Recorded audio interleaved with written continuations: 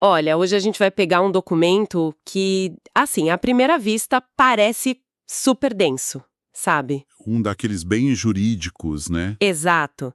Mas que, no fundo, é um mapa da carreira de milhares de pessoas. A gente está falando da Lei número 066, lá de 1993, do Amapá. O regime jurídico dos servidores. Isso. E a nossa missão aqui é, tipo, decifrar o DNA dessa carreira. Como se entra, como se cresce lá dentro e quais são as regras do jogo, né? É quase um manual de instruções de uma vida profissional inteira. É uma ótima forma de colocar. E eu diria que é mais que um manual, sabe? É quase o contrato social entre o Estado e aquele servidor, Contrato social, gostei. né? Porque ele estabelece garantias, limites, expectativas dos dois lados. E o fato de ser uma lei de 93, que já foi alterada várias vezes, mostra que é um documento vivo. Ele tenta se adaptar. Certo, então vamos começar pelo começo mesmo, a porta de entrada.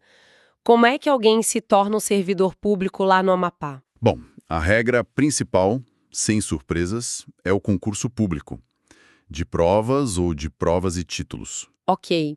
E os pré-requisitos? O que a pessoa precisava ter para sequer sonhar com uma vaga? São os básicos, que a gente já espera: ser brasileiro, direitos políticos em dia, 18 anos, saúde física e mental. Mas tem um ponto que, para mim, salta aos olhos, principalmente pensando na época: E qual é? a reserva de vagas para pessoas com deficiência, Ah, sim. E de quanto era? de até 20%. Peraí. 20%? Isso em 1993? Exato. Nossa, é um número bem expressivo para a época, não é? Muito, foi uma medida assim bastante progressista.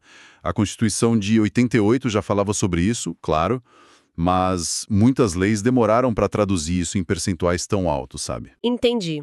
A lei do Amapá saiu na frente, então. Nesse ponto, sim. Claro que tem a ressalva de que as atribuições do cargo precisam ser compatíveis, o que, né, sempre abre uma margem para discussão. Mas o princípio estava lá, bem claro. Entendi. Então a pessoa passou no concurso, atendeu aos requisitos, e aí? Ela já é servidora? Ainda não. Aí entra uma distinção importante. O cargo do concurso é o efetivo, que é a base de tudo, pensado para ser permanente. O alicerce da casa. Perfeito. Já o cargo em comissão é o de livre nomeação, chefia, direção, posições de confiança que podem ser trocadas a qualquer momento. Ok. E para o servidor efetivo? O que vem depois da aprovação? Vêm dois rituais: a posse, que é a assinatura do termo, o sim, eu aceito oficial, e o exercício, que é quando o trabalho começa de fato. A lei dá 30 dias para cada etapa. Ok, então. Assinou os papéis, sentou na cadeira no primeiro dia. A partir daí, a estabilidade já está garantida. Passou no concurso, tá tudo certo para a vida. É aí que entra um mecanismo fundamental e muitas vezes mal compreendido: o estágio probatório. Ah, o famoso período de experiência. Exato. A lei do Amapá coloca um período de 24 meses, ou seja, 2 anos. Nesse tempo, o servidor está, literalmente, sob uma lupa. E o que estão avaliando? Se o chefe gosta da pessoa? Não. A lei tenta ser objetiva. Ela lista 5 fatores: assiduidade, disciplina, capacidade de iniciativa, produtividade e responsabilidade. Mas iniciativa, produtividade, isso não tem um grau de subjetividade? Sempre tem, não dá para negar. Mas a ideia é criar um filtro final. O concurso mede o conhecimento, o estágio probatório mede a aptidão para aquela função no dia a dia. E se a pessoa não for aprovada? Acontece muito? É uma ótima pergunta. A taxa de reprovação, no geral, não é alta, mas a possibilidade existe. E a consequência é interessante. Se o servidor é exonerado, ele sai. Ponto. Certo. Mas, se ele já era um servidor estável em outro cargo antes de assumir esse novo, Ah. ele não vai para a rua. Ele é reconduzido ao cargo anterior. Nossa, isso muda tudo. É uma rede de segurança gigantesca. Exatamente.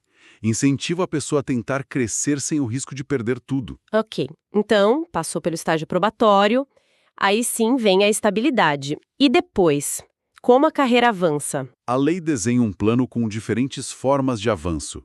Pensa assim, é quase como um videogame. O videogame? Como assim? A forma mais básica é a progressão. É tipo ganhar pontos de experiência só por estar ali todo ano. Um pequeno avanço no mesmo nível, quase automático. Entendi. O avanço por antiguidade. E para subir de nível de verdade. Aí tem a promoção, que é como passar de fase. Você vai para uma classe superior, mas aí depende de mérito, de avaliação, de qualificação. O avanço vertical. Isso. E tem a ascensão, que seria como mudar de personagem para o mais forte. É um salto grande para outro nível de carreira. E para isso precisa de um processo seletivo interno que acontece junto com os concursos para fora. Faz sentido. Um equilíbrio entre tempo de casa e mérito. Exato. E claro, esse avanço todo vem com direitos e vantagens, que é o que chama a atenção de muita gente. Vamos falar um pouco disso? Vamos. A lei primeiro diferencia vencimento, que é o salário base, de remuneração, que é a soma de tudo. O famoso bruto e líquido, mas de um jeito diferente. É por aí. E as vantagens são muitas.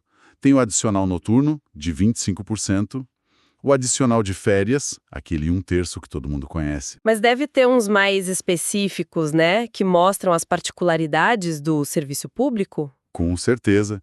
Um dos mais importantes é o adicional de insalubridade ou periculosidade. Para quem trabalha em condições de risco. Isso, risco à saúde ou à vida. E o mais interessante aqui é a proteção extra que a lei cria. Como assim? Uma servidora grávida ou lactante é obrigatoriamente afastada dessas condições. Ela vai para um local seguro, sem perder nada na remuneração. É uma proteção direta à mãe e ao bebê. Isso é fundamental. E além dos adicionais, o que sempre me impressiona é a quantidade de licenças. Parece que tem uma para cada situação da vida. E tem. Isso reflete uma filosofia de proteção social. Por exemplo, a licença por doença em pessoa da família. Para cuidar de um parente. Exato.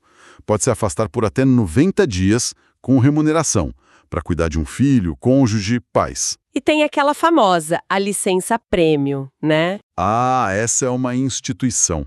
É um prêmio por assiduidade. Me explica como ela funciona. A cada 5 anos de trabalho, sem faltas graves, o servidor ganha o direito a 3 meses de licença. 3 meses? 3 meses, com remuneração integral. É como se o Estado dissesse: obrigado pela dedicação, tire um período sabático por nossa conta. Nossa, hoje em dia no setor privado, uma coisa dessa soa... Como ficção científica. Totalmente. E se a pessoa quiser tirar um tempo para um projeto pessoal que não tem nada a ver com o trabalho? Para isso existe a licença para tratar de interesses particulares. Pode se afastar por até 2 anos. Só que aí é sem vencimento. Ah, ok. O Estado segura a vaga, mas não paga. Exato. É a válvula de escape para quem quer empreender, estudar fora e ter a segurança do emprego na volta. Certo, esse pacote todo de direitos, de estabilidade, é muito robusto. Mas vamos virar a moeda. Qual é a contrapartida? Quais são os deveres e as proibições? Exato. A contrapartida é um código de conduta bem rígido. Os deveres vão do óbvio, como ser assíduo, pontual, até lealdade às instituições. Mas tem um dever que é crucial. Qual? Obediência às ordens superiores. Certo. Com a ressalva, exceto as manifestamente legais. E essa pequena frase muda tudo, né? É a alma do serviço público. O servidor tem o dever de dizer não a uma ordem ilegal. Ele vira um guardião da legalidade. E nas proibições, o que mais chama atenção? Além do óbvio, como receber propina, usar o cargo para benefício próprio, tem uma que eu acho muito curiosa. Proceder de forma desidiosa. Desidiosa? O que é isso exatamente? É um jeito chique de falar preguiça. É basicamente isso. É o termo técnico para o famoso empurrar com a barriga. A negligência, a má vontade. A lei proíbe o servidor de ser um mau profissional. E se ele descumpre essas regras? Aí vem as penalidades. Começa com uma advertência, por escrito. Um puxão de orelha formal. Isso. Se a falta for mais grave ou recorrente, pode vir uma suspensão de até 90 dias. Aí, fica em casa sem receber. E o topo da escala é a demissão. Exato. E a lei detalha o que leva a isso. 2 causas comuns são o abandono de cargo, Que é? sumir do mapa, faltar de propósito por mais de 30 dias seguidos. E a outra? Inassiduidade habitual. É o faltoso crônico, aquele que falta 45 dias de forma picada ao longo de um ano. Toda sexta ele emenda, sabe? Ambos levam à demissão. Entendi. E como o Estado garante que uma demissão não seja, sei lá, uma perseguição? Esse é o ponto-chave. Para aplicar as penas mais graves, a lei exige um processo administrativo disciplinar, o PAD. Um mini julgamento interno. Basicamente, com direito à ampla defesa, provas, testemunhas, é o mecanismo para garantir que a punição seja justa, baseada em fatos, não no capricho de um chefe. A estabilidade, no fundo, é uma proteção contra a arbitrariedade. Olhando para essa estrutura toda, fica muito claro esse equilíbrio que a lei tenta criar, né? De um lado, uma proteção imensa para o servidor poder trabalhar, Sem pressões externas políticas. e do outro, um código de conduta super rígido para garantir que o serviço seja entregue para a população. Perfeito. E o fascinante é pensar como essa arquitetura desenhada lá em 93, num contexto de redemocratização, ainda molda a cultura do serviço público. A ideia era criar um corpo de funcionários de Estado, não de governo. O que nos leva a uma questão final para refletir. Exatamente. A questão que fica é como essa estrutura pensada para dar estabilidade e isonomia conversa com as demandas do século XXI por um Estado mais ágil, mais inovador. Uma boa pergunta. Hoje a gente fala em gestão por resultado, em flexibilidade. Será que um regime tão protetivo, que foi essencial para o Brasil de 30 anos atrás, não se torna uma amarra para a inovação que a sociedade cobra hoje? É uma tensão constante, então. É o grande desafio. Encontrar o equilíbrio entre proteger o servidor, para que ele proteja o cidadão, e, ao mesmo tempo, cobrar dele a performance que esse mesmo cidadão exige.